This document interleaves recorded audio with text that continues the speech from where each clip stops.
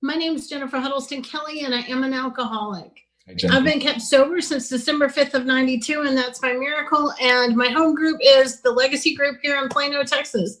And it's an honor and a privilege to get to be here. I'm coming at you live from the master bathroom at our house because I live with my husband, 5 tortoises, and my sweet little mother.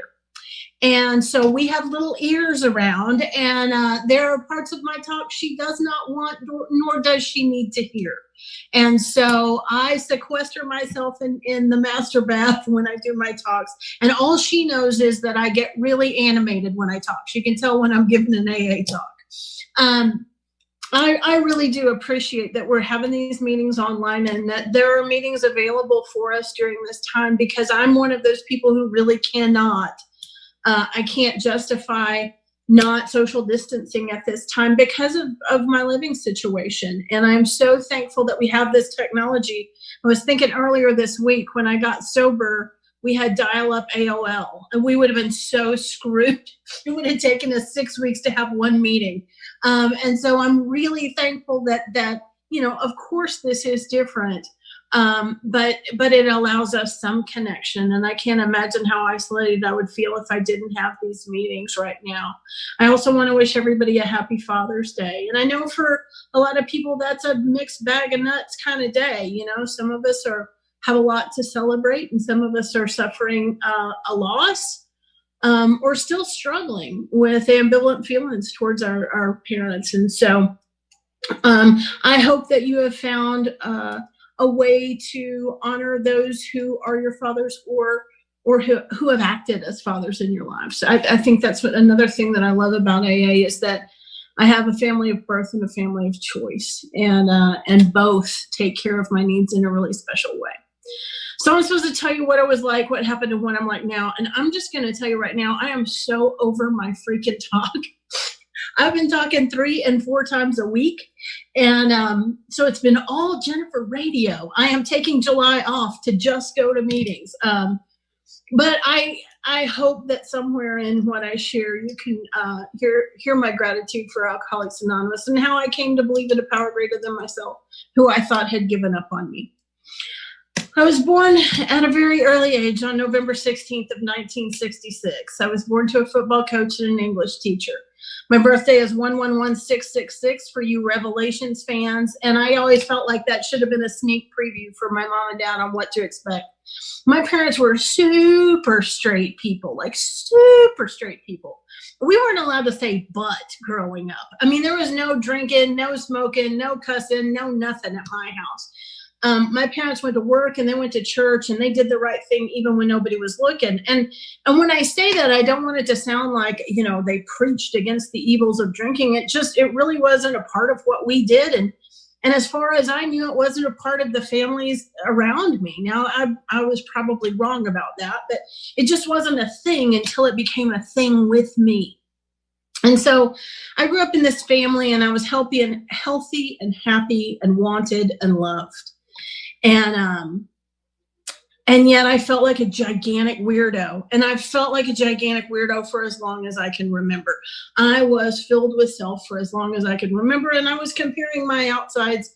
I was comparing my outsides and my insides by you. And I never measured up, never, ever, ever. From first grade on, I can absolutely remember sitting there looking. The girl in front of me, they sat us alphabetically, and her name was Kimberly Harris. And if a beautiful white bunny had come to earth and become a girl, it would have been Kimberly Harris. And she had beautiful curly hair that went boing, boing, boing, you know, and then most gigantic brown eyes in the world. And she was being raised by her grandparents. And she didn't say, my parents died in a car wreck. She said, my mom and dad are angels. And I sat behind her thinking, how can you ever measure up when Kimberly Harris is in your class? You know, there's no way. This is the 70s, and I'm wearing like denim leisure suits. It's just a bad thing. And this is where I'm starting my life, is just already knowing that I can't play on a level playing field. I got to figure out a way to stand out. And so my drug of choice became attention. And the cool thing about school and church is that there's a lot of attention to get there. At church, if you can sing loud and pray in front of people, you got a spot. And at school, you can get attention for being the best or the worst. And I'm willing to do either one, just not to be completely invisible. Then we rocked along for a while there. I don't know. I was just weird. I was just weird and awkward. And yet that's not what anybody told me about me. As a matter of fact, I'm always kind of taken aback when I run into people from middle school or high school, because their perception of me and my perception of me are always worlds apart. I started drinking at the ripe old age of probably 16. It might have been 17. We were somewhere on the line there.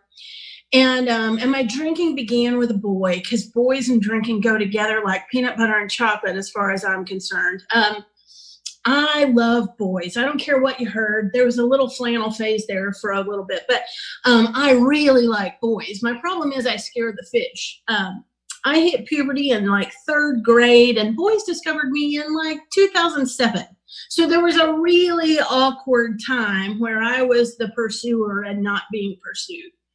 And this guy moved to town, and he had an accent. I thought it was super sexy. He was from Mississippi, and I don't get out much, so that's exotic for me. And on the outside, he was everything I knew I'd never be. He was tanned. He was toned. He had great hair. He was preppy when preppy was the thing to be, and he had a waist. I've always wanted a waist. I would have had a very different story if I had had a waist. But he walked into the First Methodist Church, and I wanted what he had, and I was willing to go to almost any lengths to get it. And he found me fascinating too. You know, we hated the same people, and we were disillusioned by the same things, and we both loved to shoplift. So I knew that we had a future. So we began to date, and I wanted to keep him, and I wanted to keep him forever. I fell for this guy like only a 16-year-old girl can. And I came up with a plan. You see, before I even had a drink, I had Alkalogic. And what I decided was that he needed to deflower me. That really what was holding me back was my virginity. And I knew that if we had sex, we'd have to get married, because that's the rules. And now I didn't tell him this plan. We just went on this date, and we had done some light shoplifting, and I'm sure we were on our way to Chili's, and I pulled off in the car. I was driving, of course, and I don't know if Lionel Richie or REO Speedwagon was playing, but there was some mood music going on in the background, and that's when I made my big move, and that's when he came out of the closet, and a pattern begins, you know, and this was the 80s. It wasn't a real fun time for a young man to be coming out of the closet. I don't know if there is a fun time to come out of the closet, but I know that was an especially not fun time. And I'm so self-centered that I acted like he was gay at me. As a matter of fact, I spent the next 2 years trying to convince him he wasn't that gay. And he is, like I checked, it's stuck. But I got mad at him, and I got mad at God, and I got drunk at them both. You know, if you're going to start drinking at resentment, start at the top and work your way down. And for me, that just felt like the last in God's little practical jokes on me. I was just, if being a good girl and doing God's will didn't get you what you wanted, what's the point? Oh, I kind of forgot to tell you, I wanted to be a minister when I grew up. And that was just this big swerve, because and there were a lot of things that kind of collided during that time. During that year, Plano, Texas was the suicide capital of the world. And it was young people who were killing themselves, high school, my friends. And there were, I think, 13 suicides in a year. And so there was a lot of confusion and a lot of fear. And we were a town in crisis. And I thought my faith was supposed to provide me answers for all the questions that I had. Today, I know that the bigger my faith is, the bigger the questions are that I can live with. But I was young, and I was naive, and all these things sort of collided. And I decided that if God didn't give you what you wanted, why bother? And so I got drunk at God. It was the night before a church trip, and we were spending the night at Yolanda's house, and Susie was there. And Susie was a teeny tiny blonde drill teamy girl. And oh my gosh, she's adorable. She's still my friend today, and she's still adorable. She has naturally curly, gigantic blonde hair. She has huge D's and a teeny tiny waist, and she can do the splits for no reason. Yay! And I don't know if you can tell, but I've had to do a little writing about girls like Susie, because girls like Susie get whatever they want. A girl like Susie is cold. People are leaping over furniture to change the thermostat and grab blankets. Jennifer chopped wood. Susie's cold. And I'm that girl who's out in the parking lot changing her own tire. You know, I'm schlepping my own heavy stuff. And it's not until I'm grown and in AA doing an inventory with a sponsor that I learn that the reason I'm changing my own tire is that I believe no one will help me, and so I never allow them to try. I'm so sure that nobody will show up for me that I never give them the opportunity. And I am creating my own reality with my beliefs, but I don't know that. All I know is that on the outside looking in, Susie's life looks better than mine. And so drinking started out for me a competitive sport. And I wanted to beat Susie. I wanted to be better than Susie at drinking. And all I'm saying is I haven't had a drink in 27 years, and I still believe I'm better at drinking than Susie. She's like that 2-beer, oh, I'm a mess kind of gal, you know? And so anyway, we started out closet drinkers. We sat on the floor of a closet and we got drunk. Yolanda was off fighting with her boyfriend on the phone back when phones were on walls. And so Susie and I got drunk together by ourselves. And we had some Boone's Farm Tickle Pink and a bottle of Real Sangria and your middle school wines. It had been in the back of my dad's car. Somebody had given me these 2 bottles of wine because I had gotten really obnoxious trying to research drinking. I had become really fascinated with drinking, and finally, just to shut me up, somebody gave me these 2 bottles of wine and said, for the love of God, go try it. And so we sat on the floor of that closet and we got drunk. And it was magical. It was magical. Now, if you talk to Susie, and as I said, she is still my friend today, Susie will tell you this horrible story about vomit and urine and broken glass and blood. And I'm not saying that none of those things happen. I'm just saying that's a really negative way to look at this story. I mean, why would you focus on that part? Because for me, we laughed and we talked and we wet our pants and we puked, and it was glorious. Because before I drank, I was down here and Susie was up there, and about a bottle of wine in, we were neck and neck. And at a bottle and a half, I could take her at anything. I could take her at anything. It made me feel like I could measure up. And it took away that old Jennifer radio obsession that I deal with still today. Like all me, all the time, constant talking, you know, and when I drank, it turned it down, you know, and I could feel one feeling at a time. I've always been jealous of people who have one feeling at a time. I do these weird feeling casseroles where I'm laughing and crying and angry and whatever else. And I could breathe when I drank. And so I drank. And that's where my drinking began.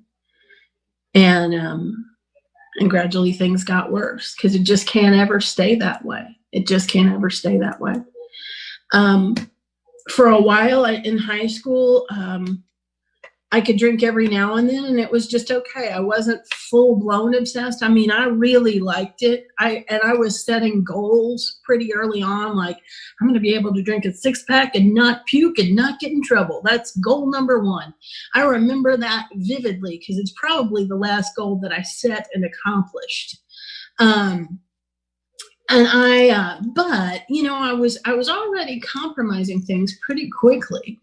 I went to jail before I even got out of high school for stealing a street sign. It took me 2 years of sobriety to realize that was an alcohol-related offense. Sober, I'm never tempted to put a street sign in the back of my car. But on 12 California coolers, dude, we need a sign. And I'm stealing the street sign with the gay boyfriend, and we wind up in jail, and it's humiliating. My parents are upset. The next morning I have to speak at the First Methodist Church. Like I'm all fritzed out from my prison experience. I got a curling iron burn all the way across my forehead, and I got to talk in front of 3,000 people at church. And I'm horrified. I'm horrified. I can't prove it, but I'm pretty sure that's the day I stopped looking the world in the eye. And it had nothing to do with them. It was the guilt and shame. It was just the guilt and shame. I went to college, and I had taken a class I had taken a test that said I would be good at college. They left a couple of things out. They should have asked some other questions, like, will you show up at all? Are you going to meet your boyfriend the first night that you can drink legally? I met a guy that first night I could drink legally. It was magical. He was a freshman, and he was 28 too. And he was magic. He had long hair and a long beard, and he didn't like shoes. And his friends called him humongous, which I found fascinating. And we got drunk and fell into weird. He had no job and no car. And for some girls, that might be a turnoff, but men tend to wander off on me. And I found that if you date a guy with no job and no car, you can drop him off somewhere, and when you come back later, he's still there. And so we, that night we put his bicycle in the back of my car and headed off to the commune. And he was a hippie dude doing a lot of drugs. I was just saying no at that point. I would say yes later, but I was just saying no. But it didn't bother me a bit that he did what he did, because he didn't interfere with my next drink. And without realizing, I was already rearranging my life so that the people in it wouldn't interfere with my next drink. I didn't know that it would be that obsessive that quickly. And the truth is, I wasn't alarmed that drinking had become such an important part of my life, because I'm obsessive today. If you follow me, if you know me on social media, it's like I do the thing. There's the thing of the month. She's got the pressure cooker. She is pressure cooking every single thing for 92 days in a row. And then one day I wake up and I go, it's all right. I'm done with that. And next I'm painting, and I'm waiting on a ukulele to come. Just wait. The concerts are going to be breathtaking.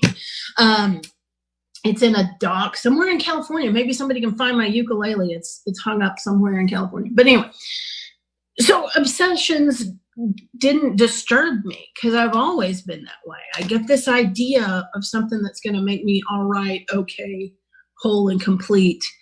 And I do that thing until that dream dies. And drinking kept seeming like it had a lot of promise, because it made me feel closer to other people. It made it easier for me to talk. It made it easier for me to flirt. It made it easier for me to do other things. And I was sure that those other things were going to lead to happily ever after, and babies and minivans and whatever else goes with all that stuff. Only it didn't. See, I didn't lose some of the things that other people lost while drinking because I forgot to get them. I pick up a drink and I have a primary purpose, and it's to get drunk. And I'm down for whatever you want to do after that. But again, anything that comes between me and the next drink has got to go. I drink like a car with no brakes. I drink till I run out of something or till I run into something. And one of the things that I would run into was police officers. I start collecting DWIs. It's one of my hobbies. I got that first DWI, and I figured that's just what happens to party girls. It's like patches in the Girl Scouts. You get your DWI patch.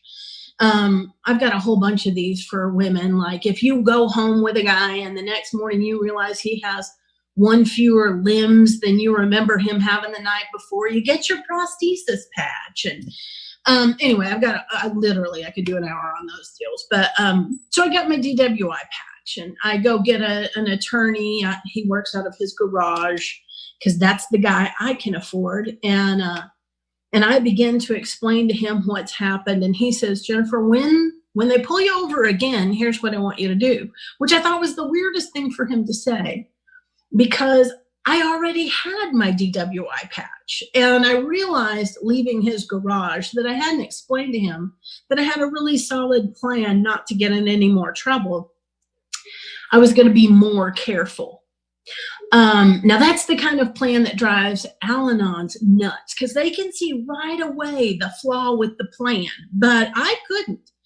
I had not really put together the fact that I drank so that I don't have to care about anything. So I'm going to drink the no care juice and then be more careful. There's a flaw in the plan. I discovered there was a flaw in the plan when less than 6 months after I got my first DWI, I got my second DWI. And that's when I discovered I had a problem. It was a driving problem. And so I set out to solve my driving problem. And I moved next door to my favorite bar, and I thought, problem solved. And gradually things got worse. I was flip-flopping between two jobs. I was a preschool teacher for a while. And preschool is great, except for all them kids. They got no volume control, don't really understand boundaries, and they wake up ready to do stuff. And I'm hungover every day.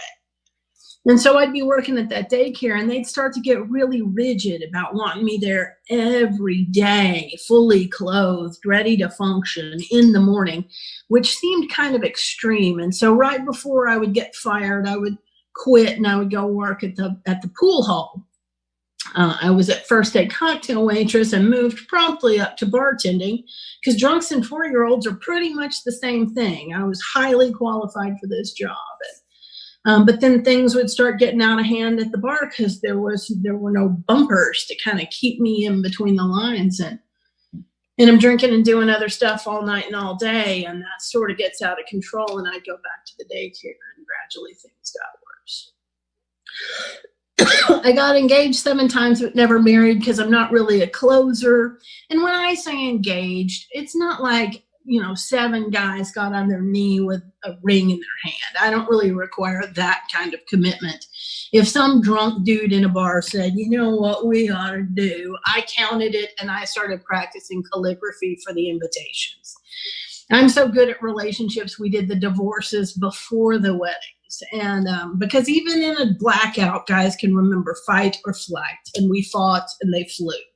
And when I say we fought, we fought. The fights in my home were violent. They were physical. There was verbal abuse. It was ugly and nasty. Things were thrown out the front door, and I'm not proud of that. When I came into AA, I would have told you that he hit me, and he did. But it's really important that I be honest about what happened in the 30 minutes before he hit me, because there are some very important details there. Like, he was passed out, and me and the evil sock puppets were up and analyzing the relationship. And at some point we would decide to invite him into the conversation. And so I would wake him up and I would start a fight, and eventually I would have him up against the wall and have my fingernails in his chest, and I'd be screaming, "You want to hit me, don't you?" And I'm just saying, if you say it long enough or loud enough, they will take suggestions. And I'm so thankful to the women in Alcoholics Anonymous who were honest about themselves so that I can be honest about myself. Because if I had walked into AA believing that I was the victim in this deal, or stayed in that belief, I don't know that I'd be here today. Because the truth was, I was the abusive one. I was the one who was escalating things. I drank so that I didn't have to feel anything bad, and I couldn't feel anything good at all. And so everything kind of had to be turned up to 15 for me to experience it. And I needed you to prove that you cared about me. And I needed you to chase me around. And it just got crazy. So this last guy, he went into the Navy to get away from me. And I forgot what a jerk he was. And he forgot what a jerk I was. And we tried to get married. And he drank like I drank. And so he kept getting thrown in the brig, and I kept forgetting to be faithful. I wasn't promiscuous. I just slept with a lot of people. And I can say that, and I know it sounds funny, but I really kind of mean it. It wasn't really a lust thing. It was more transactional than that. And again, that's not something I could have admitted earlier in sobriety. But while I was going through the book with a sponsor, what we put together was that when I was 19 years old and in college, one of my dearest friends got drunk one night, passed out on his back, and asphyxiated on his own vomit. And that was the last funeral I went to until I came to AA. And at that funeral, I must have made a decision that a girl like me can't drink at home and she can't drink alone, because I knew I was that kind of drunk. And so my solution to that fear was that if I wasn't done drinking at the end of the night, I went home with anybody who would take me. And I went home so that I could continue to drink. And I did whatever I thought I had to do after that to get away. And gradually things got worse. On November 19th of 1992, I had moved home with my parents because that wedding never quite happened. He kept getting in trouble and we kept not being able to get it together. And finally, I just surrendered and said, let's just wait until you get out of the Navy. And he accidentally forgot and married somebody else. And I went home and brought some alcoholism to my parents' house. And I held those poor people hostage. They never talked about my drinking because they were afraid to, because I had become so volatile. And they were watching me die one day at a time, and I was too arrogant to admit there was anything wrong. I still continued to drink 2 counties away, because I had a home bar. And every night I would get drunk and I would drive through Denton County and Dallas County into Collin County. And on November 19th, I got a felony DWI. And it wasn't the most trouble I'd been in. It was just really sort of becoming a normal thing. And so nobody was more surprised than me when the cops asked me how much to drink, and I actually told them the truth. I didn't know how many drinks I'd had, but I knew it was $67 worth because I'd paid my tab that night. And I had a moment of clarity sitting in a jail cell, and that moment of clarity was simply that I saw myself as I was for what I was in that moment. I was fresh out of stories that I could tell myself or anybody else about why I am the way I am.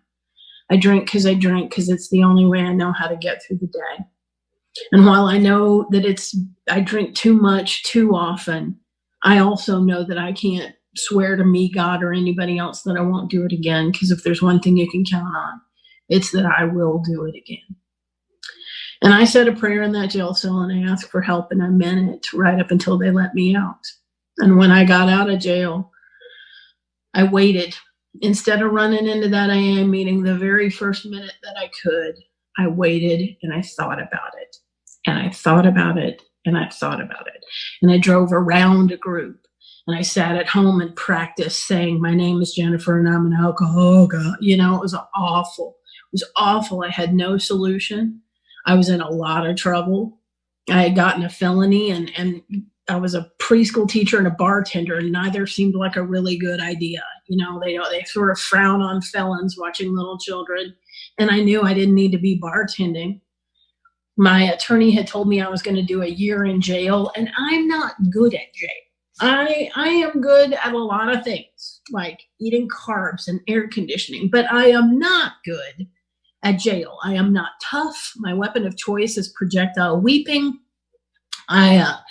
And so when I found out that I was probably going to really seriously have to spend some time in jail, I got super scared and suicidal-ish. And yet I couldn't will myself all the way into AA. I could drive near it, but I couldn't get all the way in. I accidentally made it to the meeting place one night at meeting time, and I started to get out of the car, but that alkalogic kicked in, and I realized I didn't have an AA book. So y'all, I left the place where the AA books live to go on a quest to find an AA book. I went to Barnes & Noble. And this was 1992. Those books were probably $5 whole. I mean, what am I, Melania Trump? I was not that optimistic about AA. And so then I had to go to the half-price books. And I couldn't buy just any half-price, big book because there was willy-nilly highlighting. And you can't just let somebody influence your opinions about Alcoholics Anonymous with their willy-nilly highlighting. And I finally found a clean copy of the book, which I began to study by myself so that I could show up at AA and not look like a dum-dum. And that's when I got drunk. I didn't mean to. I did go to a bar, but I had no intention of drinking. And I explained to the bartender I wasn't drinking that night. So, I mean, what could go wrong with this plan? I was really there to talk to my legal advisor, Jimmy, who happened to be a criminal. Jimmy had more DWIs than me, and I figured here was a meeting with a real answer. And so I go to talk to this guy about my drinking, and he said, Jen, honey, I can afford to be the kind of drunk I am, but you can't afford to be the kind of drunk you are. And when the worst drunk you know is talking down to you a little bit, you're having a real bad day. And but I knew he knew. I knew he knew. I knew he knew how I think and how I drink and how I live.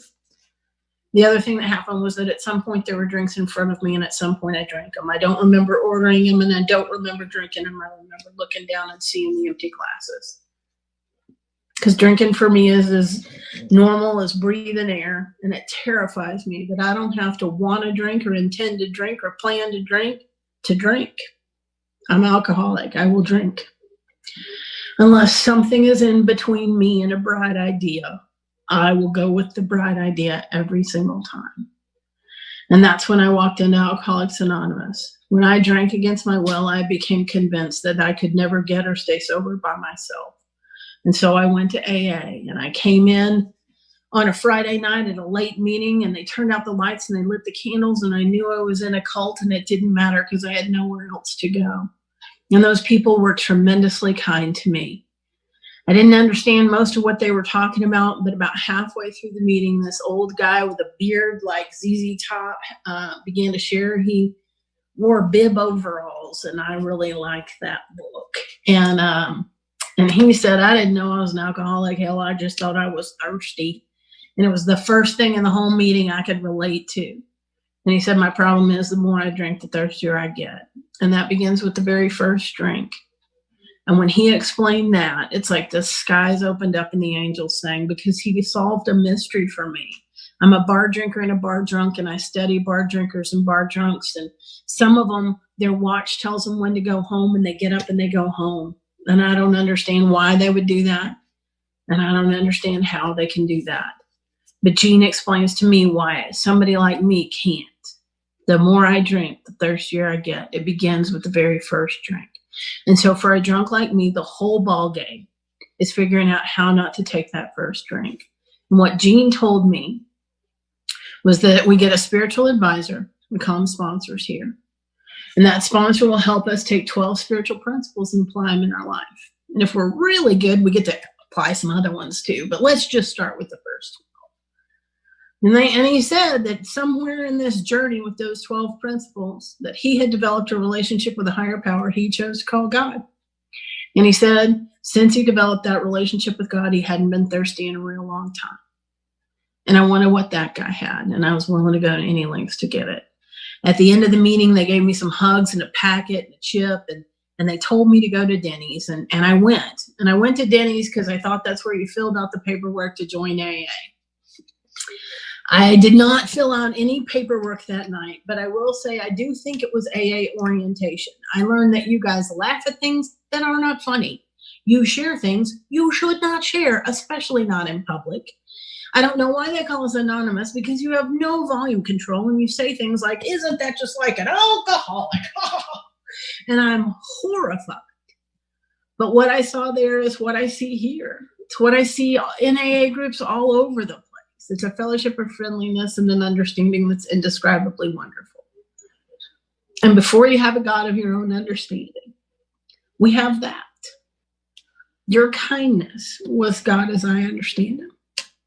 And your kindness still is. It's the only thing that's ever really been able to move me from I don't want to and I'm afraid to okay, I'll try.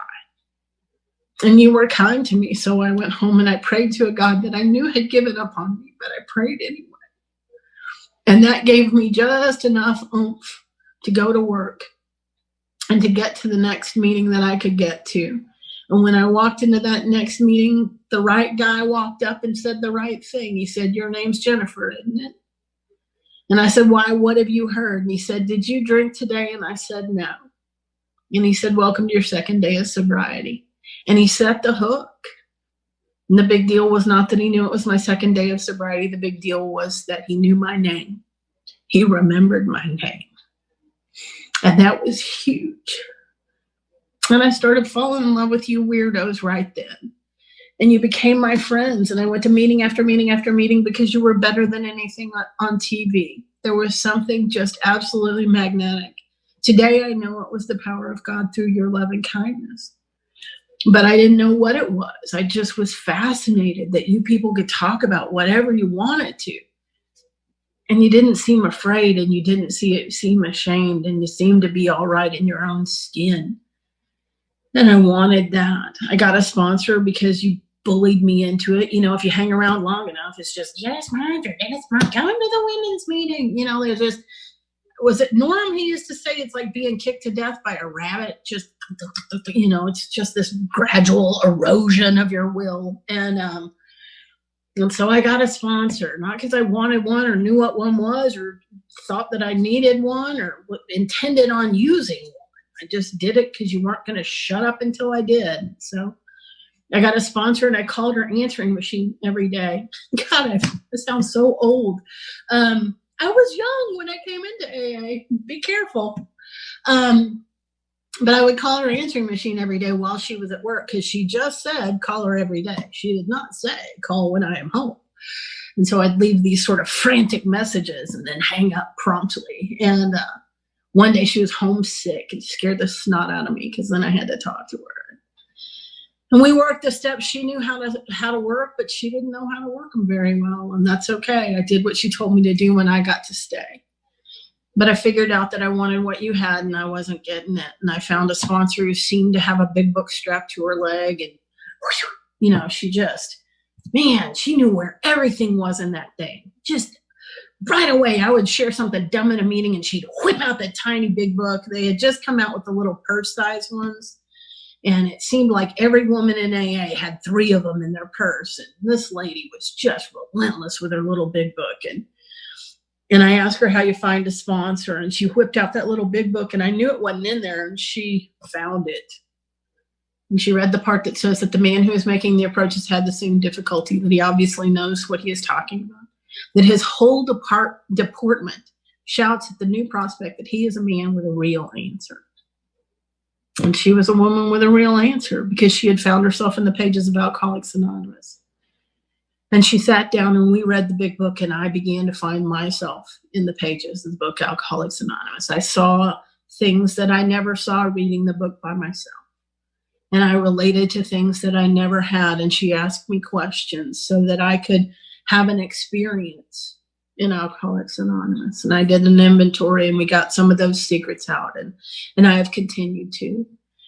We got another sponsor, and then I got the sponsor that I have today. And I take women through the book the way that I was shown how. When we come to a step, we take it. And great things happen. I get to watch people's lives change, or they just disappear. You know, I had a newcomer I was talking to for a little while, and I think she got confused because she got a stimulus check, and I think she thought it was a stimulant check. Because the only thing that I heard was that she had to meet up with a drug dealer to make amends. And what do you know? She's not in AA anymore. But I am. You know, I pray for her, and I reach out every few days just to see how she's doing. And I think on the right day, she might say, I'm ready. But talking to gals like that keep me ready. They keep me ready. And I don't want to forget where I came from. And I don't want to forget how hard it is to get sober. I don't want to forget. It is much easier to do what it takes to stay sober than it is to get sober. I know that for sure and for certain. This last year has really been a focus on starting my day with God. Getting up and doing some prayer and writing and meditation, that stuff that nobody can check.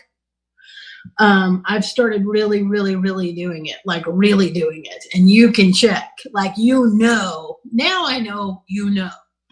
I had a kind of a funny deal happen with that whole thing, because I've had good sponsors all along, and they've told me which pages I need to read every morning, and they've told me what I need to do a daily inventory on. And sometimes I dabble in it, but there was this period of time I was going through the book with some sponsees, and I read that part about where, you know, you ask your husband or wife if they'd like to join you in morning meditation. And so I went to Big Daddy and I said, hey, because real cool like this. I'm like, there's this stuff I've got to read. And is it okay if I read it out loud? And he's a big talker, so he said, okay. And so I'm reading this stuff out loud every morning. And upon awakening, and he's like he's shaving, brushing his teeth, whatever. He is not listening to this. He is not focused on this. In no way, shape, or form is he committing to this morning practice. I am reading it in the background with the sink going and the vitamins getting taken. And y'all, the weirdest thing happened, because all of a sudden, the guy who's coming home from work is a little bit different than the guy I sent out there. And I'd ask him about his day, and I start hearing these things that he has never said before, like, God's in charge. I mean, it is what it is. And I'm like, who the heck is this guy? And I'm looking for like, what is he doing? And finally it clicks. That stuff that I'm reading out loud is somehow infiltrating his brain, and he's different. And the big deal is not that he was different. It was like, I bet other people see that big a difference in me when I do it and when I don't. And because I think you can't tell. With someone who is as nuts as me, I'm absolutely certain you can completely tell, because there are mornings when if I don't do it, I'm like a grenade with the pin out. I'm going to go off somewhere. We just don't know where. We just don't know when. We don't know if I'm going to take on Walmart or, I have had these just epic power to the people things that are really just me being restless, irritable, and disconnected from my power. And so I've spent a lot of time the last year really working on staying connected and seeking that power. And I'm so thankful that I have, because we are here. We are together. We are really close. And I'm with my mom. And I don't know if your mom is a mom, but my mom is a mom. And I adore her. She's my mother. And so I have to stay connected, or else I'm not kind. I have to stay connected, or I'm not considerate. I have to stay connected, or I'm not thinking about being useful to God and God's kids. And when I am connected, I can look at times, even times like this, and find the blessings. I have been able recently to just pay attention to some things that I wouldn't pay any attention to if God didn't put a little paperweight right on top of me and say, let's be still. I typically am traveling 3 weekends a month. And so being at home for 3 months every single day, and we're all here all day long, has forced me to look at the different ways that I have escaped, whether it's packing suitcases or shopping or gambling or friendships or whatever else, where I run away from the things that I need to be facing and dealing with and taking to God. It's not like I have to do the heavy lifting. It's just surrender enough to take it to God. What I'm like today is I'm a sober member of Alcoholics Anonymous. And without realizing, the last thing I wanted to be is the thing that's most important to me. I want to be a sober member of Alcoholics Anonymous. I want to have this message. I want to carry it to the newcomer. And I want to die sober. But the only way you get there is doing it one day at a time. And I'm grateful that I got to do today with you. I'm glad to be here. And it's a good day to be sober.